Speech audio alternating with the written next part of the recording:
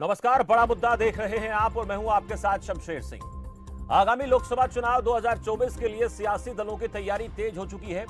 हरियाणा में भी लोकसभा चुनाव के साथ साथ विधानसभा चुनाव जीतने के लिए प्रदेश की राजनीति में सक्रिय सभी सियासी दल तैयारी कर रहे हैं, लेकिन इस तैयारी को अमली जामा पहनाने के लिए अपने बयानों के माध्यम से दूसरे दलों की नब्ज टटोलने की कोशिश की जा रही है।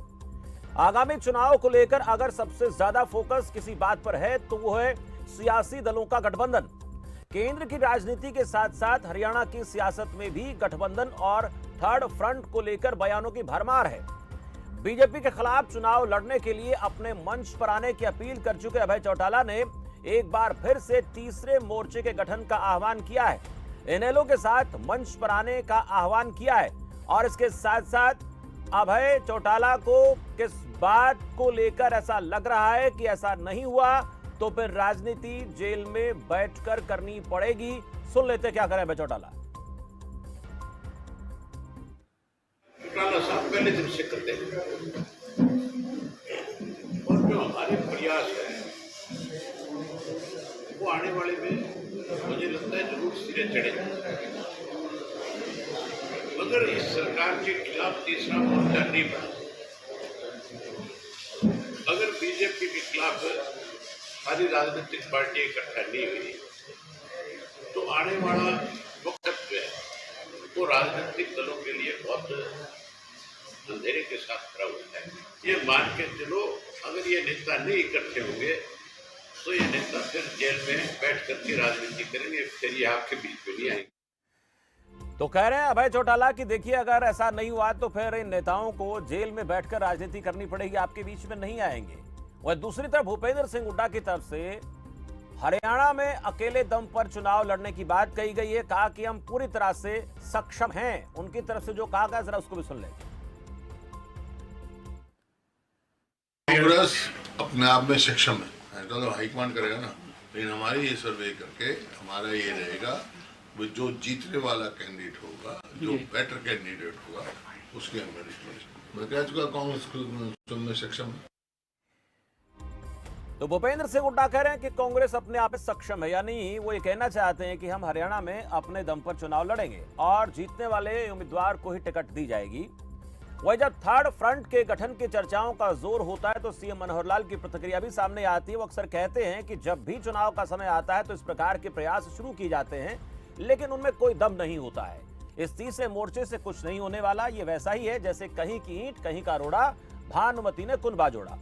केंद्र की सियासत के साथ साथ हरियाणा की राजनीति में भी सियासी गोलबंदी करने की कोशिश जारी है और वहीं दूसरी तरफ हरियाणा में जननायक जनता पार्टी और बीजेपी गठबंधन की सरकार है। इसको लेकर आज हरियाणा के शिक्षा मंत्री ने क्या कहा, जरा एक बार उसको भी सुन लेते हैं। हमारी भी जरूरत थी क्योंकि हमारे पास नंबर पूरा नहीं था, उनको भी जरूरत थी कि उनके पास भी नंबर पूरा नहीं था। तो हमने बैठ के इसमें विचार किया कि हम दोनों मिलके, जनता ने जो मैंडेट दिया, हम उनकी आशाओं पे खरा किस प्रकार से उतर सकते हैं। तो हमने दोनों पक्षों ने जो भी हमारे वादे थे उनको हमने उसका अध्ययन किया और उनमें ज़्यादातर वादे ऐसे थे, 80-85% ऐसे वादे थे जो हमारे एक ही जैसे थे, लगभग बहुत ही कम मामूली फर्क था। तो हमने कॉमन मिनिमम प्रोग्राम बनाया कि हम इनको पूरा करेंगे और हमने मिलके वो सारा काम किया। अब जहाँ तक गठबंधन की अगली बात है, विषय की बात है कि हम चुनाव लड़ेंगे नहीं लड़ेंगे, तो ये तो हाईकमान का विषय है क्योंकि हमारा सरकार के लिए गठबंधन था ये जो अब तक था। लेकिन आगे चुनाव लड़ने का जो निर्णय है वो अभी हाईकमान के उसमें है कि हाईकमान क्या निर्णय लेता है। तो सभी पार्टी इसी प्रकार से करती हैं, हम भी अभी तक यही करते रहे, तो उसमें कोई वो नहीं है। लेकिन जहाँ तक आम आदमी पार्टी की स्थिति आज मुझे दिखाई देती है, मुझे लगता है तो मुझे कोई बहुत अच्छी स्थिति लगती नहीं आम आदमी पार्टी की। कोई गंभीरता से ले नहीं रहा उसको और खासकर पंजाब के चुनाव के बाद बड़े भारी निराशा ही है लोगों में। मैं नहीं समझता कि आम आदमी पार्टी का विषय कोई हरियाणा में है।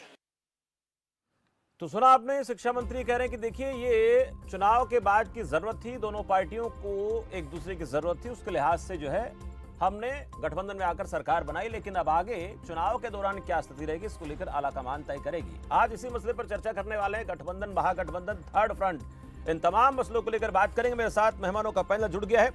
एडवोकेट विजयपाल सिंह, बीजेपी प्रवक्ता मेरे साथ हैं। विजयपाल जी बहुत स्वागत है आपका। रजवन ढहीनवाल, इनेलो पार्टी प्रवक्ता मेरे साथ है। ढहीनवाल जी आपका बहुत स्वागत है। उमेश भाटी, जननायक जनता पार्टी प्रवक्ता, उमेश जी बहुत स्वागत है आपका।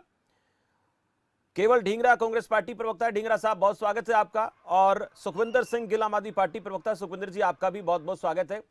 पहला सवाल डाइनवाल साहब आप ही से करना चाहूंगा। थर्ड फ्रंट की बात कर रहे हैं अभय चौटाला, और यहां से नहीं हो रही है, काफी समय से आप लोग बात कर रहे हैं तीसरे मोर्चे का गठन होना चाहिए, तीसरे मोर्चे का गठन होना चाहिए। और आज तो उन्होंने कह दिया कि देखिए अगर ऐसा नहीं होता है तो फिर ये सपना छोड़ दें कि सियासत बाहर बैठकर होगी, सियासत जेल में बैठकर करनी पड़ेगी। तो उन्हें इस बात का अंदेशा क्यों है, ऐसी बात क्यों कहनी पड़ रही है अभय चौटाला को कि ऐसा होने वाला है? जी शमशेर जी, आपको नमस्कार सर। नमस्कार। मीडिया पैनल में जो साथी बैठे हैं उनको प्रणाम करके मैं आगे बढ़ाता हूँ। और मैं आपको एक चीज बताना चाहूँगा, चौधरी ओम प्रकाश चौटाला उन्होंने काफी लंबे समय राजनीति की है और लगातार कर रहे हैं। मेरे ख्याल से हरियाणा में उनसे ज्यादा लंबी राजनीति अब तक किसी ने नहीं की जी। वो लगभग 1.5 साल पहले तीसरे मोर्चे के गठन की बात कर रहे थे, तो उस समय सभी उनकी बातों को कह रहे थे कि चौधरी ओम प्रकाश चौटाला जी कैसी बातें कर रहे हैं। लेकिन उन्होंने उसी समय महसूस कर लिया था कि हरियाणा की राजनीति में अगर भारतीय जनता पार्टी, क्योंकि इसके जो कार्यकारिणी जो इसकी कार्य प्रणाली थी वो कुछ ऐसी थी कि विपक्ष को कहीं ना कहीं वो खत्म करने का प्रयास कर रहे थे। चौधरी ओम प्रकाश चौटाला ने जब इतने लंबे समय पहले ये चीज बोली थी तो उसके पीछे इसका मकसद यही था कि अगर विपक्ष एकजुट नहीं हुआ और भारतीय जनता पार्टी जो कि विपक्ष में फूट डालकर और एक एक अलग अलग करके उनका नुकसान पहुंचाने का काम कर रही थी, या ये कह सकते हैं कि विपक्ष को खत्म करने का जो प्रयास कर रही थी, तो उनकी इस रणनीति की एक ऐसी उनको ये कह सकते चौधरी ओम प्रकाश चौटाला की कूटनीति कह सकते हैं हम इसको, कि उन्होंने जब सभी दलों को एकजुट होने का आह्वान किया था कि या तो आप एकजुट हो जाओ वरना आपको जेल में ही राजनीति करनी पड़ेगी, जेल के अंदर जाना पड़ेगा। क्यों? क्योंकि जो ईडी है, सीबीआई है, इनकम टैक्स है, इसकी रेड उन्होंने एक ना ये सरकारी संस्थाओं को और अपने चंगुल में इस हिसाब से ले लिया कि कोई भी काम जो भी उनको करना होता है, किसी भी व्यक्ति से करवाना होता है, अगर कोई सरकार की जय बोले तो बहुत अच्छी बात है, वरना उनके घर सुबह ईडी सीबीआई की रेड हो जाती है। आपको इस चीज से भली भांति पता लग जाएगा कि जितनी भी रेड हुई है, क्या आपने कभी सुना है किसी बीजेपी के नेता की हुई है? जो भी विपक्ष के नेताओं की होती है। डाइनवाल साहब, इनेलो पार्टी के किसी नेता पर रेड पड़ी है क्या? जी जी, अभी इनेलो पार्टी तो इन चीजों को झेल पड़ी है, वो उनको पता नहीं, है। मैं अभी की बात कर रहा हूँ, जब से सरकार बीजेपी की आई है प्रदेश में, तब से। हाँ, अगर आपके पास कोई मैं पूछूंगा ये बात आपने कई बार एक चीज कही है कि चौधरी ओम प्रकाश चौटाला, चौधरी अभय सिंह चौटाला ने खुद अपने मंच के माध्यम से मीडिया के सामने ये बात स्वीकार की है कि नरेंद्र मोदी जी से जाकर मिल लो, आपको जेल से रिहा कर दिया जाएगा। आपने चौधरी अभय सिंह चौटाला का ये वक्तव्य कई बार सुना होगा। तो चौधरी अभय सिंह चौटाला, चौधरी ओम प्रकाश चौटाला इन चीजों से घबराने वाले नहीं है। वो ये कहते हैं कि हमें जो बात कहनी है वो जनता के बीच में जाके कहेंगे। अगर हमें जेल में भी रखेंगे तो जेल से भी अपना मैसेज देते रहेंगे। जनता हमारे नहीं, कहीं ऐसा तो नहीं है कि इंडियन नेशनल लोकदल पार्टी जो है वो ये डर दूसरी पार्टी को दिखा रही कि देखिए भाई आप लोगों के साथ ऐसा हो जाएगा, इसलिए हमारे साथ आ जाओ, हमारे मंच पर आ जाओ और हम एकजुट करेंगे। नहीं डर रहे, ये हकीकत है। इंडियन नेशनल लोकदल इन चीजों से बिल्कुल नहीं डरती, क्योंकि हम इन चीजों को भुगत भोगी बैठे हैं। और ये चीज और लोगों को इसलिए कह रहे हैं कि जो हालात वर्तमान परिस्थितियों में जो चल रहे हैं उसके ये उसको मद्देनजर रखते हुए बातें जो है अभय चौटाला को कहनी पड़ रही है कि देखिए ऐसा है, आप लोग साथ आ जाए, नहीं तो फिर ऐसी परिस्थितियां बन सकती हैं। ठीक है, मैं बिल्कुल बन रही है ना। केवल ढींगरा साहब, आप मेरा आपसे सवाल है, अभय चौटाला की बातों से ऐसा लगता है जिस तरह से बात वो कर रहे हैं, हालांकि कांग्रेस का अपना नजरिया हो सकता है कि अगर साथ नहीं आए तो विपक्ष को जो है जेल में बैठकर, विपक्ष में नहीं जेल में बैठकर राजनीति करनी पड़ेगी। और ये भी कहीं ना कहीं उनकी बातों से लग रहा है कि अकेले दम पर बीजेपी को हराना किसी भी पार्टी के लिए आसान नहीं है। कांग्रेस पार्टी को क्या लगता है? और खुद भूपेंद्र सिंह हुड्डा कह रहे देखिए हम अपने आप में सक्षम है, लेकिन फिर भी ये कहना और कांग्रेस का इस पर माफ कीजिए इनेलो का ऐसा कहना, कांग्रेस का रिएक्शन इस पर क्या है? देखिए, अभय चौटाला जी बीजेपी से डरते होंगे। कांग्रेस पार्टी एक बड़ी पार्टी है, उसके साथ मुकाबला नहीं है आईएनएलडी का। आईएनएलडी एक छोटी पार्टी है, उसका एक विधायक है। हम 15 से 31 पे पहुंचे हैं। हमारा अपना वजूद है, हमारा अपना सिस्टम है। अगली बार हम 31 से 70-80 पे जाएंगे और बीजेपी जो है 2.5 का आंकड़ा पूरा नहीं कर पाएगी। डरता कौन है? डरता कोई नहीं है। और ये डर रहे हैं आईएनएलडी वाले, ये डरी जाए, हम अब डरने से किसी को रोक तो सकते नहीं। और लेकिन वो डरे तो डरे। लेकिन आपको एक बात बता रहा हूं, देश के अंदर आज जो है लोग परिवर्तन चाहते हैं, सेंटर में भी और स्टेट में भी। आज सेंटर के अंदर जो हालात बीजेपी ने सारी स्टेटों में कर रखे हैं और सेंटर की जो आपने सिस्टम देखे होंगे, डर की राजनीति जो है वो एक कर रहे हैं। और राहुल गांधी जी ने जो भारत जोड़ो यात्रा भी की थी, उसमें सीधे सवाल में कहा था कि डरना नहीं चाहिए किसी से भी और किसी को भी डरना नहीं चाहिए। तो मैं तो आईएनएलडी के जो प्रवक्ता साहब बैठे हैं इनको भी कहूंगा कि डरना नहीं चाहिए, आप अपना मुकाबला करने के लिए तैयार रहे, डरे मत। डरने से आप और घर बिठाएंगे आपको, आप डरो मत, आप सक्षम होकर लड़ाई लड़ो। हम भी सक्षम होकर लड़ाई लड़ रहे हैं और इस जो भाजपा की जो सरकार है, लोग इनको खत्म करने के लिए, इनको घर बिठाने के लिए तैयार बैठे हैं, लेकिन हमें सक्षम होना पड़ेगा, आपको सक्षम होना पड़ेगा। और लेकिन कांग्रेस पार्टी अपने आप में सक्षम है। अभय चौटाला की बातों से ऐसा वो जो बताना चाहते हैं जो बताना चाहते हैं ढींगरा साहब, वो ये दर्शाना चाहते हैं अभय चौटाला कि देखिए अकेले रहेंगे तो बीजेपी को शिकस्त देना आसान नहीं है। उनकी बातों से ऐसा लग रहा है जो कहना चाहते हैं, और इसलिए वो कहते हैं कि आप सब लोग साथ आ जाएं। और ये बातें ओम प्रकाश चौटाला पिछले काफी समय से कह रहे हैं कि भाई थर्ड फ्रंट बनाना पड़ेगा और ऐसा होगा भी, ऐसा उनका मानना है। शमशेर जी, वही तो बात मैंने पहले आपको समझाई कि हम 15 से 31 पे पहुंचे हैं। हम किसी के साथ नहीं पहुंचे, इंडिविजुअल पहुंचे हैं और इंडिविजुअल ही 31 से 70 पे पहुंचेंगे इस बार, 70 से भी ऊपर। चलिए ये और भाजपा की जो बहुत बड़ी अपने आप को जो इन्होंने दिखाया ना 10 साल के अंदर, जो काले कारनामे भाजपा ने किए हैं, उससे भाजपा का हरियाणा के अंदर सुपड़ा साफ तय है। ये मैं आपको अभी लिख के दे रहा हूं और कांग्रेस ही करेगी, ये भी बता रहा हूं। तो हम तो सक्षम है, इसीलिए तो हुड्डा साहब भी कह रहे हैं कि हम सक्षम है। यानी आप अकेले चुनाव लड़ेंगे, आप अकेले चुनाव लड़ेंगे? बिल्कुल अकेले चुनाव लड़ेंगे, सक्षम है और अकेले चुनाव लड़ेंगे। लेकिन क्या ढींगरा साहब, क्या ये कांग्रेस पार्टी का, हरियाणा कांग्रेस पार्टी की इकाई का फैसला है कि केंद्र के नेतृत्व का फैसला है? आलाकमान, एक मिनट, ये आलाकमान का फैसला है कि ये सिर्फ कांग्रेस जो इकाई हरियाणा की भूपेंद्र सिंह हुड्डा उसमें है, कांग्रेस पार्टी प्रदेश अध्यक्ष उसमें, उनका फैसला है? देखिए, केंद्र की बात नेशनल लेवल पे एक अलग परिस्थिति होती है। केंद्र में जो परिस्थिति थी उसमें जो बात चली थी, उन्होंने कहा कि नीतीश कुमार जो है केंद्र की परिस्थिति में इकट्ठे आ जाएं, इंडिविजुअल दल सब इकट्ठे हो जाएं तो वो सारा सिस्टम चल पड़ेगा। लेकिन नीतीश कुमार जी को ऑल इंडिया कांग्रेस कमेटी ने कह दिया कि आप अपनी तैयारी करें, आ जाएं, हमारे साथ नेशनल पर्सपेक्टिव में आना चाहें तो कोई दिक्कत नहीं। मैं हरियाणा की बात कर रहा हूँ, हरियाणा में कांग्रेस सक्षम है, लेकिन हमारा फैसला जो होता है वो कांग्रेस हाईकमान भी लेती है और हरियाणा भी लेता है। हरियाणा में हम सक्षम है, ये बात मैं आपको फिर दोबारा लेकिन ढींगरा साहब, बहुत सारे ऐसे प्लानिंग्स होती हैं, ये भी ठीक है, लेकिन ढींगरा साहब बहुत सारी ऐसी योजनाएं भी हैं। ढींगरा साहब एक मिनट, भूपेंद्र सिंह हुड्डा जी से पूछा जाएगा तो उनका एक ही मामला होगा सीधा कि हम इनको हरियाणा के लिए तैयार बैठे हैं। ये ठीक है कि भूपेंद्र सिंह हुड्डा से पूछा जाएगा, उदय भान जी से पूछा जाएगा, भूपेंद्र हुड्डा से पूछा जाएगा, ठीक है, लेकिन उसके बाद भी बहुत से ऐसे समीकरण होते हैं कि वहां पर बड़े दांव पे चलते हैं, ऊपर से किसी राज्य की इकाई। देखिए एक मिनट सर, एक मिनट ढींगरा साहब, मैं ठीक है, सबसे पहले ली जाती है स्टेट की राय, पहले ली जाती है, लेकिन बहुत से ऐसे समीकरण बनते हैं, उन समीकरणों के आधार पर समीकरण है ही नहीं हरियाणा में। सर हरियाणा की बात नहीं कर रहा ना, ठीक है ढींगरा साहब, हरियाणा की बात, मैं हरियाणा की बात नहीं कर रहा ना, मैं केंद्रीय 9 साल में जो काम किए हैं, एक मिनट, खोजी पत्रकार ने दिखाया ही नहीं है।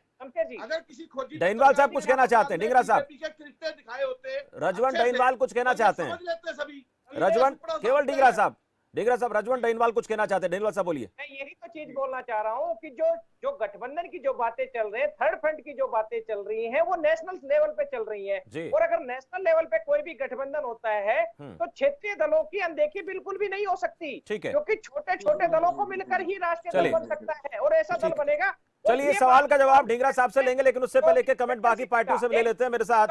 छोटी करके खत्म कर रहा हूं। ठीक है, चौधरी भूपेंद्र सिंह हुड्डा की, ठीक है, सुखविंदर होगा तो चौधरी भूपेंद्र सिंह हुड्डा ऊपर वाले की मानेंगे या नीचे? सुखविंदर सिंह गिल मेरे साथ है, सुखविंदर सिंह गिल मेरे साथ है, आम आदमी पार्टी। ढींगरा साहब एक मिनट, बात पूरी नहीं, ऐसा नहीं सुन पाएंगे ना। 99 से लेके 2005 तक बीजेपी के दल के साथी रहे हैं ना, कांग्रेस के साथी कभी रहे हैं आज तक? कांग्रेस से तो आपने साहब वर्तमान हाथ छोड़ के भाग गए थे। चलिए सियासत में ढींगरा साहब, राजनीति में तो बहुत बदलता है, वो बात पहले सुनिए। ढींगरा साहब ऐसे बहस करेंगे तो फिर बाकी लोग छूट जाएंगे, ये राजनीति में होता रहता है, किसको क्या प्लस माइनस रहता है, उस पर बात हम बाद में करेंगे। ठीक है, बाकी लोगों को मौका दें आप लोग, मुझे लगता है कि अभी लड़ना ठीक नहीं, चुनाव आने दो। गिल साहब आपसे पूछना चाहूंगा, इस वक्त अभय चौटाला की तरफ से ये कहा जाना कि साथ आना चाहिए, नहीं तो फिर जेल में बैठकर सियासत करनी पड़ेगी, और आप तो दिल्ली में देख ही रहे हैं, तो ऐसे में क्या लगता है जो उनकी तरफ से जो पहल की जा रही है, उनकी तरफ से जो कहा जा रहा है, उसके लिए आम आदमी पार्टी कुछ विचार कर रही है, सोच रही है कि साथ आ जाना चाहिए? सर देखिए, मैं आपको बताना चाहूँ, आम आदमी पार्टी का जो गठबंधन है वो सिर्फ जनता के साथ गठबंधन है, और इनके बयान का कोई वजूद नहीं मानती आम आदमी पार्टी, क्योंकि इन्होंने 2014 में इलेक्शन लड़ा था, वो तो सीधा सीधा भाजपा के लिए वोट मांगा, और 2019 में आपको पता है कि इन्होंने एक अडंबर रचा था जेजेपी का, वो जो भाजपा के अगेंस्ट वोट की राजनीति की उन्होंने, और जनता ने भाजपा के अगेंस्ट में वोट भी डाला, और वो जाके आज भाजपा की गोदी में बैठे हुए हैं। तो आम आदमी पार्टी तो जो गठबंधन करेगी वो जनता के साथ उसका गठबंधन है। आम आदमी पार्टी इस गठबंधन में कोई विश्वास नहीं करती। और रही बात कि विपक्ष को दबाने, आम आदमी पार्टी इसका डट के मुकाबला करेगी, सच्चाई के साथ खड़ी है आम आदमी पार्टी, और सच की हमेशा जीत होती है, जनता देख रही है। ठीक है, यानी आपको ये कहना है कि गिल साहब हम अपने दम पर, अकेले दम पर चुनाव लड़ेंगे, चाहे केंद्र की बात कर लेते हैं, चाहे फिर हम हरियाणा की बात कर लेते हैं फिर, लेकिन बहुत सी खबरें ऐसी भी आती हैं कि आपका भी चर्चाएं, बातें जो है 7 से 8 मुख्यमंत्री, 7 से 8 ऐसी पार्टियों के नेताओं के साथ चल रही हैं जो अपने आप में एक अलग पहचान रखते हैं। सर वो बात आपकी ठीक है, मगर आम आदमी पार्टी में आपको दोबारा दोहरा रहा हूँ कि आम आदमी पार्टी का गठबंधन सिर्फ और सिर्फ जनता के साथ है। जनता के हितों की राजनीति करने वाली आम आदमी पार्टी कोई झूठ मूठ की या कोई छल कपट की राजनीति नहीं करती। आम आदमी पार्टी सिर्फ और सिर्फ जनता के हितों की, जनता की मूलभूत सुविधाओं की राजनीति करती है, और जनता के हितों से सीधे रूप से जुड़ी हुई है। इसलिए आम आदमी पार्टी को किसी से गठबंधन करने की जरूरत नहीं। आम आदमी पार्टी गठबंधन करेगी तो सिर्फ और सिर्फ जनता के साथ गठबंधन। ठीक है, जनता के साथ तो हालांकि गठबंधन नहीं होता, जनता के साथ वोट की अपील की जाती है, वहां गठबंधन मुझे लगता नहीं, वो अलग विषय हो सकता है, लेकिन गठबंधन तो पार्टी के साथ ही होता है। अब जननायक जनता पार्टी से उमेश भाटी मेरे साथ है। भाटी साहब, थर्ड फ्रंट पर जेजेपी की राय क्या, ये भी मैं आपसे जानना चाहूंगा। और दूसरा एक सवाल अभी हम पूछ रहे थे शिक्षा मंत्री से, उन्होंने कहा कि देखिए चुनाव में जो परिणाम सामने आए थे उसके बाद का गठबंधन है, अब आगे चुनाव से पहले क्या होगा ये आलाकमान तय करेगी। अब इसमें जननायक जनता पार्टी तो पहले कहती रही है कि हम साथ हैं, साथ रहेंगे, ये साथ आप लोगों का कब तक रहेगा, आपकी इस पर क्या प्रतिक्रिया है? और एक बात उन्होंने और कही कि दोनों की जरूरत थी उस वक्त, तो आगे आने वाले समय में आपको लगता है कि भाई दोनों को एक दूसरे की जरूरत पड़ेगी, नहीं पड़ेगी, या अपने अपने तरीके से आप लोग अपना काम करेंगे? देखिए शमशेर जी, दो तरीके के गठबंधन होते हैं, एक प्री इलेक्शन होता है, एक आफ्टर इलेक्शन। जी, हम लोगों ने अलग अलग इलेक्शन लड़ा, और उसके बाद हमें लगा कि यार हरियाणा के अगर आगे बढ़ाना है हरियाणा को, तो दोनों जेजेपी को और बीजेपी को गठबंधन में आना चाहिए। और जैसे कंवरपाल गुर्जर जी ने कहा, बिल्कुल ठीक बात है, हरियाणा को आगे बढ़ाने के लिए बीजेपी को लगा कि जेजेपी का साथ की जरूरत है, और जेजेपी को लगा बीजेपी के साथ की जरूरत है, तो दोनों ने मिलकर गठबंधन किया। और गठबंधन करने के बाद में जो कॉमन मिनिमम प्रोग्राम था उस पर हम लोगों ने काम किया, और बहुत हद तक हम लोगों ने उस पर काम भी किए हैं, और आने वाले टाइम में हम उन कामों को जो जो हमारे कॉमन मिनिमम प्रोग्राम में आते हैं उसको पूरा करेंगे हम। और एक ऐसा अटूट गठबंधन ये बच चुका है भाजपा का, जजपा का, कि हम लोग चाहते हैं और ऊपर शीर्ष नेतृत्व भी चाहता है कि ये सारे जो इलेक्शन आने वाले समय है में आएंगे वो भाजपा और जजपा मिलकर लड़े। लेकिन ये सीधी सी बात है, शीर्ष नेतृत्व का ये वो छोड़ा जाता है उनके ऊपर। लेकिन आपका शीर्ष नेतृत्व तो ये कहता है भाटी साहब, आपका शीर्ष नेतृत्व इस बात के पक्ष में है, आपके अलाकामान इस बात के पक्ष में कि हम बीजेपी के साथ ही रहे आगामी चुनाव में, जो भी चुनाव आए, लोकसभा, विधानसभा, नगर निकाय। शमशेर जी बिल्कुल, आपने आपके चैनल पे भी और दूसरे चैनल्स पे भी कभी भी आपने जो है अजय चौटाला जी या दुष्यंत चौटाला जी के जो वक्तव्य जो आए हैं उसमें इन्होंने क्लियर कहा है कि हम गठबंधन धर्म को पूरी तरह से निभाएंगे। लेकिन ऐसा बीजेपी खुलकर नहीं बोलती है, रहेगा उसका नहीं पता। लेकिन जो आज का जो विषय है अभय चौटाला जी का, मैं उस पर भी कुछ थोड़े से प्रकाश डाल दूं। छोटा सा मेरा जवाब दे दे, एक छोटा सा जवाब मेरा दे दे। लेकिन बीजेपी ये कहती है कि भाई देखिए हमें तो आलाकमान के ऊपर ही सब कुछ छोड़ा, वहां से क्या निर्णय आएगा देखना होगा, तो वो अपने पत्ते नहीं खोल रही है, खुलकर नहीं सामने आ रही। जब गठबंधन में सब कुछ ठीक चल रहा है, सारी बातें ठीक हैं, बड़ी आप लोग काम कर रहे हैं, तो फिर क्यों बीजेपी को आपको लगता है कि दिक्कत हो रही है ऐसा कहने में? नहीं, ऐसा कुछ नहीं है। देखिए वो उन्होंने भी आला कमान पे छोड़ा है, और मैं भी इस बात को बोल रहा हूँ कि हमारे आला कमान के ऊपर ये सारा शीर्ष नेतृत्व के ऊपर ये डिपेंड करता है कि आने वाले समय में किस तरीके से गठबंधन चलेगा। लेकिन आज के समय में हम ये बिल्कुल बहुत क्लियर तरीके से आपके चैनल के माध्यम से कहना चाहते हैं कि भाजपा का जो जज्बा का जो गठबंधन है, अटूट गठबंधन, हम इसको पूरी तरीके से निभाएंगे और इलेक्शन जो भी निर्णय होगा, साथ मिलकर लड़ने का जो निर्णय होगा, हम साथ मिलकर लड़ेंगे। लेकिन मैं जो अभय चौटाला जी की बात जो कह रहा था कि एक साल के अंदर आपने देखा होगा कि सबसे पहले अभय चौटाला जी ने बात रखी कि हम जो है किसी के साथ भी गठबंधन करेंगे, चाहे वो कांग्रेस पार्टी उसके साथ भी गठबंधन करेंगे। लेकिन कांग्रेस ने जब भाव नहीं दिया तो उनको लगा कि यार कुछ गड़बड़ है, तो उन्होंने कहा कि जो हमारे पास आएंगे हम उनके साथ गठबंधन करेंगे। तीसरा निर्णय अब आ रहा है कि वो डरा रहे हैं कि भाई जेल की राजनीति करनी पड़ेगी, जेल में जाकर। लेकिन अभय चौटाला जी भूल गए कि ओम प्रकाश चौटाला जी को अगर जेल में डाला था तो भारतीय जनता पार्टी ने नहीं, कांग्रेस पार्टी ने डाला था जेल में। तो जेल की राजनीति, जो जेल में डालने की राजनीति, वो तो कांग्रेस ने की थी। लेकिन अभय चौटाला जी का मुझे लगता है कि खुद दुष्यंत चौटाला जी कई बार बोल चुके हैं कि नॉन सीरियस अगर पॉलिटिशियन कोई हरियाणा के अंदर है तो वो अभय चौटाला जी है। क्योंकि अभय चौटाला जी, मुझे नहीं लगता कि शायद ओम प्रकाश चौटाला जी या उन्होंने कार्यकर्ताओं से भी ये बात की होगी कि मैं इस तरीके का जाके प्रेस के सामने ये बात रखूं कि ना रखूं, क्योंकि वो अपने हिम्मत हार चुके हैं। वो ये मान चुके हैं कि उनके पास। चलिए, एडवोकेट विजयपाल सिंह जी ने सबकी बातें सुन ली हैं और इन तमाम सवालों का जवाब, जो प्रश्न उठ रहे हैं, आज की चर्चा भाटी साहब उसी विषय पर है। कभी वो कांग्रेस के पास जा रहे हैं, कभी किसी पार्टी ठीक है, इस पर सब अपनी अपनी बात रखेंगे। एडवोकेट विजयपाल सिंह जी, आपने सबको सुन लिया। ठीक है भाटी साहब एक मिनट, मुझे लगता है कि एडवोकेट विजयपाल सिंह ने सुन लिया है। थर्ड फ्रंट की बात हो रही है, ना सिर्फ हरियाणा में बल्कि इसको लेकर केंद्रीय स्तर पर भी कोशिशें हैं। उसमें देखेंगे कांग्रेस का केंद्रीय स्तर पर क्या पक्ष रहेगा, वो अलग विषय हो सकता है। लेकिन वो कह रहे हैं कि देखिए भाई साथ आ जाओ, यानी ये कहना चाहते हैं कि अकेले लड़ेंगे तो आसान नहीं होगा, पर साथ में ये भी कह रहे हैं कि अगर साथ नहीं आए तो फिर सियासत जो है जेल में बैठकर करनी पड़ेगी। ऐसी बातें अभय चौटाला को क्यों बोलनी पड़ रही है और ये ताजा चर्चाएं हैं? आज मैंने अभय सिंह चौटाला जी का और अपने सभी पैनलिस्ट की बात बड़े ध्यान से सुनी है जी। और अभय सिंह चौटाला बहुत पुराने नेता हैं, कई बार विधानसभा में रह चुके हैं। आज मुझे उनके बयान से आज इनेलो का एक एक कार्यकर्ता निराश और हताश हुआ है। आज जो उन्होंने बयान दिया है, इनेलो के एक एक कार्यकर्ता को आज हताश किया, निराश किया है। उनके मुख से इस प्रकार की बात सुनने के बाद ऐसे लगता है जो भाटी जी कह रहे थे कि आज अभय सिंह चौटाला जी अप्रासंगिक हो चुके हैं। निश्चित रूप से अभी जब बात कर रहे थे कांग्रेस के प्रवक्ता, इनेलो के प्रवक्ता, वो यहीं इकट्ठे नहीं हो रहे थे। कांग्रेस अपने आप में सक्षम है, इनेलो अपने आप में सक्षम है।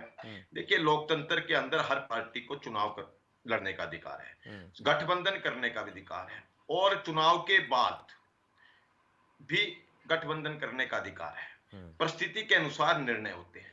लेकिन एक चीज समझने की जरूरत है, इस समय जिनके मन में डर है, जिनके मन में भय है, वो डरे हुए हैं। वो किसी और से डरे हुए नहीं है, वो अपने जो उनके कर्म किए हुए हैं उनसे डर रहे हैं। और आने वाला जो समय है उनके लिए कठिन भरा है। क्यों है? हरियाणा की जनता उनको त्याग चुकी है। अभी मैंने एक एक नेता को सुना, एक एक पैनलिस्ट, कांग्रेस के प्रवक्ता कह रहे थे कि हम 15 से 31 हो गए, हम 31 से अब 30 हो गए। वास्तव के अंदर कांग्रेस की हालत बड़ी दयनीय है हरियाणा के अंदर। वो क्यों है कि कांग्रेस आज कांग्रेस नहीं रही। जो हुड्डा कांग्रेस मैं ये कह सकता हूं, उसके दम पर ये चुनाव लड़ना चाहते हैं। जब 2019 के अंदर चुनाव इन्होंने लड़ा, इनके साथ बहुत नेता पहले थे जो आज इनके साथ नहीं है। आज कांग्रेस का इतना विघटन हो चुका है, वो हुड्डा तक सिमट के आ चुकी है।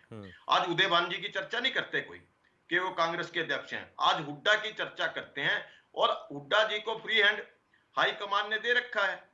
और जब हाई कमान ने फ्री हैंड दे दिया तो बाकी जो किरण चौधरी से पूछिए, कुलदीप बिश्नोई तो बीजेपी में आ चुके हैं, और जो बाकी जो नेता हैं, कैप्टन अजय सिंह, जो इनके नेता हैं, इनका वो जो हाल कर रखा है वो पता है। कांग्रेस ने आज तक अपनी कार्यकारिणी गठित नहीं की। इससे पहले अशोक तंवर जी का क्या हालचाल किया वो आपको पता है। शैलजा जी को कार्यकारिणी नहीं बनाने दी। ये सरकार बनाएंगे क्या? जो पार्टी अपनी कार्यकारिणी नहीं बना सकी, अपने प्रदेश अध्यक्षों को कार्यकारिणी नहीं बनाने दी, वो सरकार बनाने की सोच रहे हैं क्या? जनता सब जानती है। जनता 10 साल तक हुड्डा सरकार की प्रॉपर्टी डीलिंग की सरकार को देख चुकी है, जो हल्के के साथ भेदभाव होता था उसको देख चुकी है, जो इनके काले कारनामे थे उसी के नाते। लेकिन वजयपाल सिंह जी मुझे बात बताएं, एक सेकंड मुझे और दे दो, मैं फिर उसके बाद आपकी बात कर दो।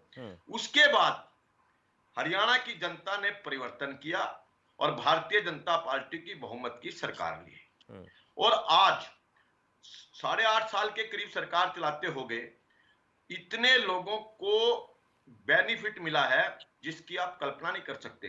आज चिरायु कार्ड के माध्यम से, आज ठीक है आयुष्मान कार्ड वजयपाल सिंह जी, ये चीजें बहुत हम बात कर चुके हैं। आज मसला ठीक है, बहुत लंबा हो जाएगा विस्तार से, लेकिन मैं ये जानना चाह रहा था कि कोई नेता, कोई पार्टी का चेहरा, बड़ा चेहरा, प्रमुख चेहरा ये कहे कि देखिए ऐसा होने वाला है प्रदेश में, अगर साथ नहीं आए तो फिर ये सवाल उठता है, एक क्वेश्चन पैदा होता है कि आखिर किसी पॉलिटिकल पार्टी के नेता को ऐसा क्यों कहना पड़ रहा है। ये सवाल तो सरकार को देना पड़ेगा। इसको लेकर सभी पॉलिटिकल पार्टियां जो है वो सवाल सीधा बीजेपी पर उठाते हैं कि आप लोगों की वजह से ऐसा हो रहा है। शमशेर जी, आपने खुद ही इनेलो के पैनलिस्ट से पूछा था कि आपको इनेलो के ऊपर कोई रेड, सीबीआई की रेड कोई हुई क्या? भूपेंद्र सिंह हुड्डा, अभी भाटी जी बता रहे थे कि उनके टाइम में ओम प्रकाश चौटाला जी को जेल जाना पड़ा, खुला इन्होंने आरोप लगाया हुड्डा के ऊपर। और आज जिस प्रकार की मैंने कहा हताशा और निराशा अभय सिंह चौटाला जी के अंदर दिखी है, निश्चित रूप से आज इनेलो का एक कार्यकर्ता की कमर टूट गई है। और आज ये बात जो मैं कह रहा हूं, आप एक समझना कि इस समय भारतीय जनता पार्टी का ग्राफ पूरे देश में बढ़ रहा है, हरियाणा के अंदर बढ़ रहा है। वजयपाल सिंह जी जवाब लेते हैं, मैं जवाब लेता हूं। रजवंत ढालीवाल साहब, आपने सुना वजयपाल सिंह जी क्या बात कर रहे हैं, तमाम प्रवक्ताओं को भी आपने सुना, वो सीधे तौर पर कह रहे हैं देखिए ऐसे बयान देना ये पार्टी के कार्यकर्ताओं का मनोबल तोड़ने जैसा है। हताश प्रतीत हो रहे हैं अभय चौटाला और कार्यकर्ताओं के अंदर एक उदासीनता जाएगी ऐसा बोलने से। इनका ये मानना है, ये कुछ भी मान सकते हैं, लेकिन आज एक जरूर है शमशेर जी, लगभग 1100 किलोमीटर की यात्रा, जो परिवर्तन पद यात्रा चौधरी अभय सिंह चौटाला जी ने जो निकाली है, जो लगातार चल रहे हैं, गांव-गांव जाकर वो जिस प्रकार से जनता में मिल रहे हैं और जनता का जो उनको एक जो रुझान जो उनके पक्ष में आ रहे हैं, और उनको उसके बावजूद भी वो यही तो कह रहे हैं, क्योंकि अगर इतना कुछ होने के बावजूद अगर वो और दलों को अपने पास लेके आमंत्रित कर रहे हैं, तो उसमें एक राज की बात यही आती है कि भारतीय जनता पार्टी जो अपने आप में ये कहती है कि मैं पूरे में सक्षम हूं। आप आज ये बात कर रहे हैं कि इनकी तो सरकार तीसरी बार आएगी। मैं तो एक चीज ये कह रहा हूं कि 2019 में इनकी बड़े अच्छे हालात थे, 75 पार का नारा भी था इनका, इनके पास सब कुछ था, उसके बावजूद इनकी 40 सीटें क्यों आई हैं? और आज तो इनके खिलाफ माहौल है, इनके पास कुछ भी नहीं है, इनके नारे वारे सब कुछ रखे के रखे रह जाएंगे। जनता इनसे पूरी तरह रुष्ट है, ये भले ही कुछ भी कहते रहे। और रही बात कांग्रेस की, अभी ये कह रहे कि कांग्रेस तो असल में तो जो कांग्रेस के जिनके बारे में जिनको बोलते थे कि कांग्रेसी नेता थे, वो तो आज भारतीय जनता पार्टी में चले गए। जिस कांग्रेस के ऊपर बार बार भ्रष्टाचार के आरोप लगाते थे, उनके नेता भारतीय जनता पार्टी में जाते ही एकदम पाक साफ हो गए। यही तो कुछ चीज पूछना चाह रहे हैं ना, कि कैसे जिन लोगों के ऊपर आरोप लगते थे कि ये हो गया, आज वो हो गया, आज वो नेता तो है ही नहीं कांग्रेस में, वो तो सारे बीजेपी के नेता बने बैठे हैं। और दूसरी बात, कांग्रेस के जो प्रवक्ता जो कह रहे हैं कि हम मजबूत हैं, मैं बिल्कुल इनकी बात से सहमत हो जाऊं। ऐसे कितने ही नेता इनेलो छोड़कर बीजेपी में चले गए, वो कांग्रेस के थोड़ा ना, इनेलो के भी तो कई नेता गए ना, उनको क्या कहेंगे हम? मैं बात वही तो चीज कह रहा हूँ, जब तक इनेलो में थे उनके ऊपर आरोप लगाते थे कि ये भ्रष्टाचारी हैं, और जब इनेलो के लोग छोड़कर उनके पास जा रहे हैं, वो सारे पाक साफ हो गए। इन्होंने एक ऐसी वॉशिंग मशीन लगाई हुई है कि इनके पास कोई भी आए वो सारे ईमानदार हो जाते हैं। हाँ, एक चीज और भी है, बीजेपी के पास कोई भी जाते हैं तो कहते हैं उसके पल्ले कुछ भी नहीं है। ये चीजें आज इन्होंने एक सोची समझी एक ऐसी बातें बनाई हुई है। बाकी हकीकत ये है कि आज का जो वर्तमान हालात है, उस हालात में जो इनके खुद के जो लीडर्स हैं, बीजेपी के जो लीडर है, पहचान वो भी है, उनकी विधायकों की लगातार बार-बार। लेकिन जो आप लोग अपील कर रहे हैं कांग्रेस पार्टी से, ढींगरा साहब भी ऐसा कह रहे हैं कि देखिए हम तो डरते नहीं है। केवल ढींगरा साहब ही कह रहे हैं कि हम तो डरते नहीं है। ये डर तो अभय चौटाला को आ गया होगा मन में, तभी वो सब ऐसी बात कर रहे हैं। केवल ढींगरा एक बात कह रहे हैं कि हम किसी के साथ नहीं जाएंगे। ये कहा है कि बीजेपी को सत्ता से बेदखल करने के लिए एकजुट होना जरूरी है, वरना हालात परिस्थितियां ऐसी होंगी कि एक दूसरे की वोट काटने के अलावा कुछ भी नहीं रहेगा। और यही इसी वजह से चौधरी अभय सिंह चौटाला जी ने बताया है, चौधरी भूपेंद्र सिंह हुड्डा जो आपको अपने आप पता लग रहा है कि भूपेंद्र सिंह हुड्डा नहीं चाहते कि हरियाणा में किसी प्रकार का गठबंधन हो, लेकिन जब गठबंधन सेंटर से होकर आएगा तो चौधरी भूपेंद्र सिंह हुड्डा की सुनेगा कौन। हकीकत तो ये है कि गठबंधन नेशनल स्तर पर बनने वाला है।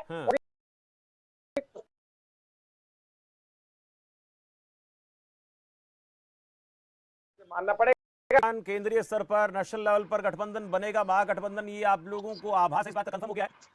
जी बिल्कुल, इस चीज के लिए तो जरूरत है, महसूस हो रही है। लेकिन आपको लगता है कि ऐसा होगा? राहुल गांधी जी ने खुद अपनी, जब उन्होंने अपनी यात्रा निकाली तो उन्होंने सभी क्षेत्रीय दलों को या और अन्य दलों को भी बार बार वहां पे बुलाया है, उनको आमंत्रित किया है कि आप आओ, एकजुट होकर बीजेपी के खिलाफ लड़ाई लड़ेंगे। क्या ये राहुल गांधी? लेकिन अभी तय नहीं है, ये कह सकते हैं डेनवाल साहब, लेकिन अभी बातें चल रही हैं। जब भी चुनाव आता है तो सीएम एक बात कहते हैं, चुनाव आता है थर्ड फ्रंट की बात होती है, फिर उसके बाद देखते स्थिति कुछ नहीं होती है। सबकी अपनी अपनी महत्वाकांक्षाएं दिखती हैं, वो अपने हिसाब से अगुवा बनने की कोशिश करता है। वो चाहता है कि देखिए अगर थर्ड फ्रंट बने, डेनवाल साहब, अगर थर्ड फ्रंट बने तो मैं इसका लीडर बनूं, ऐसी महत्वाकांक्षा, ऐसी चाहत रखने वाले नेताओं की भी देश में कमी नहीं है।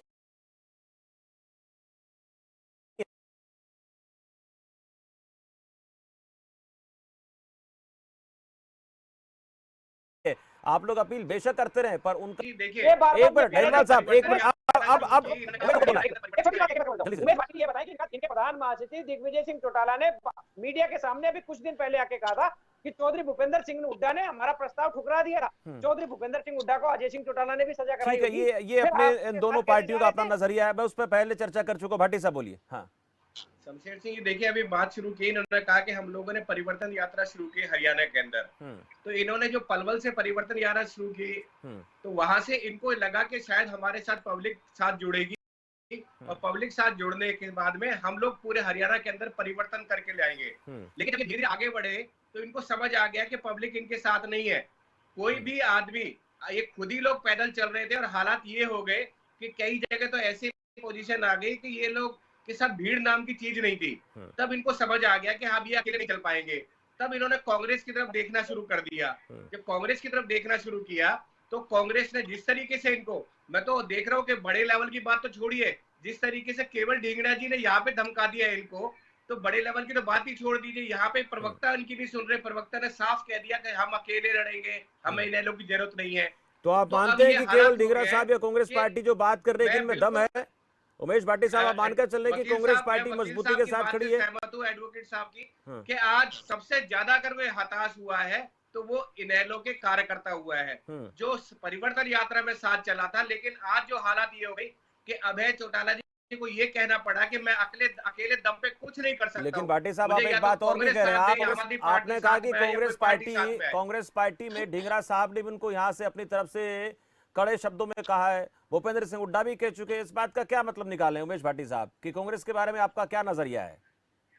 नहीं, मैं तो देखिए कांग्रेस की बात में नहीं, आज तो मैं सिर्फ इनेलो के नजरिए की बात करने के लिए क्या बैठूंगा आपके सामने कि चलिए, आप इनेलो के नजरिए की बात कर रहे हैं, कांग्रेस को लेके आप कांग्रेस पार्टी की तरफ जा रहे हैं जिन्होंने उनको जेल में डाल दिया था और डर लग रहा है उनको भाजपा से।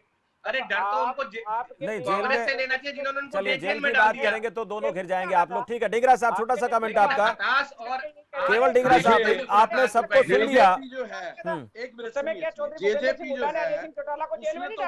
मैंने पूछ लिया, ढींगरा साहब सब जानते हैं, इस बात पे ज्यादा बहस नहीं करेंगे, सबको पता है। हाँ जी ढींगरा साहब, जेजेपी ने तो पहले ही लोगों के साथ धोखा कर रखा है। आपको याद होगा ये यमुना पार पहुंचा रहे थे बीजेपी को और उन्हीं के गोदी में बैठ गए। ढींगरा साहब, ये बात तो बहुत हो चुकी है, अब आप असली मसले पे आए, लंबा बात हो जाए। ठीक है भाटी साहब, इस पे बार बार क्या बात करेंगे? ये जमुना पार 75 पार ये बहुत हो चुका, अब नहीं बात करते हैं। बीजेपी अलग चुनाव लड़ेगी, जेजेपी अलग चुनाव लड़ेगी, ये मैं आपको ऐलानिया कह रहा हूँ। बीजेपी अपना पल्ला झाड़ देगी, इनको भगा देगी। हाँ। और ये बता रहा हूँ दूसरी बात, ठीक है, बीजेपी के जितने 2019 में मंत्री थे आप निकाल के लिस्ट देख लीजिए, सारे के सारे हार गए थे। और क्योंकि जनता ने इसलिए हराया था क्योंकि इन्होंने काम नहीं किया था जनता का। इस बार तो मंत्री क्या, जो एमएलए भी होगा बचेगा नहीं कोई भी, एक एक का सुपड़ा साफ करेगी जनता। और ये जनता तैयारी के मूड में बैठी है, जिस तरह से सरपंचों के साथ किया, जिस तरह से किसानों के साथ किया, जिस तरह से इन्होंने हर वर्ग के साथ किया, उनको लाठियां बांधी, वो सब लोग जानते हैं। अब उनके जनता उनकी तरफ यही बराबर हिसाब किताब करने वाली है। और मैं आपको बता रहा हूं, जो मैंने पहले वक्तव्य दिया था कि अब इनकी जो हालात है वो ये होगी कि इनको यही नहीं पता लगेगा कि कौन सा जीत के आया, जीतने का ही नहीं होगा। 2.5 का आंकड़ा भी बीजेपी पार नहीं करेगी और जेजेपी का तो नाम निशान खत्म हो जाएगा। जेजेपी पार्टी आपको अगली बार दिखेगी नहीं। तो ये आप ढींगरा साहब आप ये कहना चाहते हैं, ढींगरा साहब आप ये कहना चाहते हैं, एक मिनट ढींगरा साहब आप ये कहना चाहते हैं कि हरियाणा में सिर्फ कांग्रेस रहेगी। एक मिनट ढींगरा साहब आप ये कहना चाहते हैं हरियाणा में सिर्फ कांग्रेस रहेगी, आप ये कहना चाहते हैं? बिल्कुल कांग्रेस, ओनली कांग्रेस। लेकिन ये जिस दावे के साथ आप बात कर रहे हैं, ऐसी देखिए अगर ऐसा है ढींगरा साहब, अगर ऐसा है सुनिए ढींगरा साहब, ऐसा है तो सुनिए प्लीज, एक बात मेरी सुनिए। प्रदेश के अलावा जो निकाय चुनाव, जो अलग तमाम तरह के अलग अलग चुनाव हुए, उनकी बात मैं करूंगा, उपचुनाव की बात करूंगा और अन्य राज्यों के चुनाव की बात भी करूंगा। वहां आप लोगों के प्रदर्शन को देखकर ऐसा लगता नहीं कि वो हालात बनने वाले हैं प्रदेश में जैसे आप बात कर रहे हैं, जो दावा आप कर रहे हैं? कितने राज्यों में चुनाव हो चुके, कांग्रेस कहां दिखी वहां पर? कर्नाटक में अभी 14 मई को 13 मई को रिजल्ट आएगा, उसमें भी आप देख लीजिएगा। जितनी स्टेटें हमने पिछले स्ट्रीम्स में जीती थी, उन सरकारों को बीजेपी की सरकारों ने तोड़ा है। गोवा देख लीजिए, अरुणाचल देख लीजिए, मध्य प्रदेश देख लीजिए, महाराष्ट्र देख लीजिए, कर्नाटक देख लीजिए, इन्होंने तो सरकार तोड़ने वाले हैं। चलिए ठीक है, छोटा सा रिएक्शन गिल साहब आपसे लेना चाहूंगा। सारे बातों का आम आदमी पार्टी ने सुनने के बाद अपने हिसाब से क्या निचोड़ निकाला, छोटा सा रिएक्शन 30 सेकंड में आपका गिल साहब।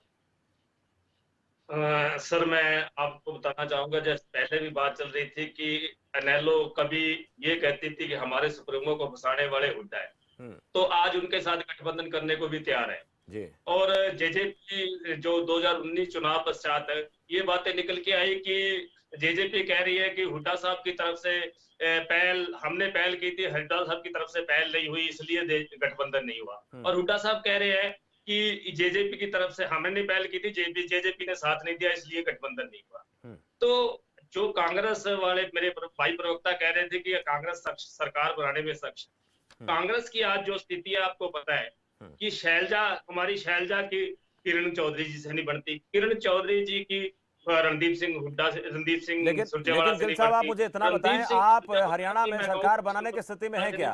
हरियाणा में आज आम आदमी पार्टी की बात करेंगे, सिर्फ बाकी लोगों को छोड़े, अपनी बताएं आप।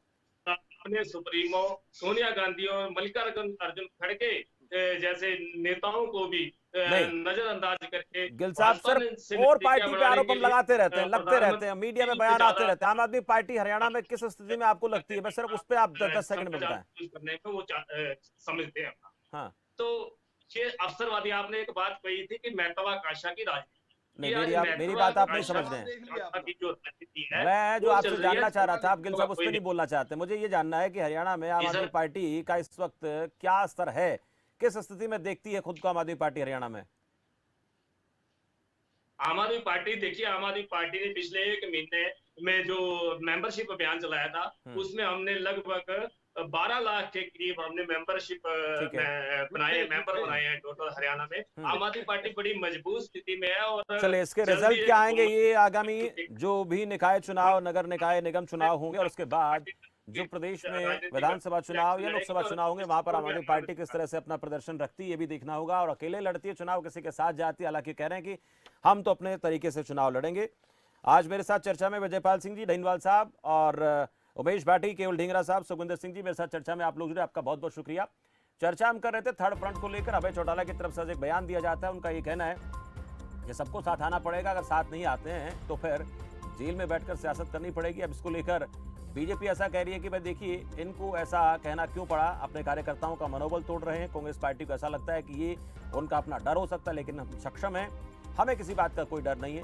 जननायक जनता पार्टी कहती है कि चुनाव से बाद गठबंधन किया गया और आने वाले दिनों में अगर आलाकमान को लगेगा तो ये गठबंधन जो है चुनाव के दौरान भी हो सकता है। इसी प्रकार की बातें जो है भारतीय जनता पार्टी कर रही है। आम आदमी पार्टी का कहना है हम चुनाव में अपने दम पे जाएंगे, लेकिन फिलहाल हरियाणा में उनकी क्या स्थिति है ये प्रश्न अभी बना हुआ है। फिलहाल मेरे साथ इस चर्चा में इतना ही। अब देखते रहे खबर फास्ट। नमस्कार।